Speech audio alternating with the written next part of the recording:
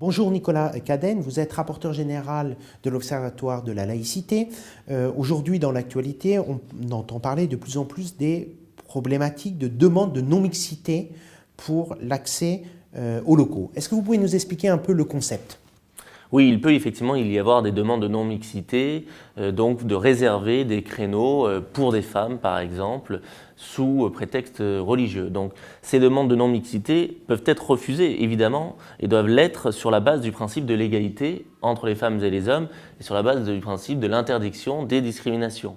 Alors, le principe serait le refus, mais toutefois, y a-t-il des exceptions envisageables ? Il y a des exceptions lorsqu'il s'agit de la protection des victimes de violences à caractère sexuel, lorsqu'il s'agit de considérations liées au respect de la vie privée et de la décence, la promotion de l'égalité des sexes ou des intérêts des hommes et des femmes.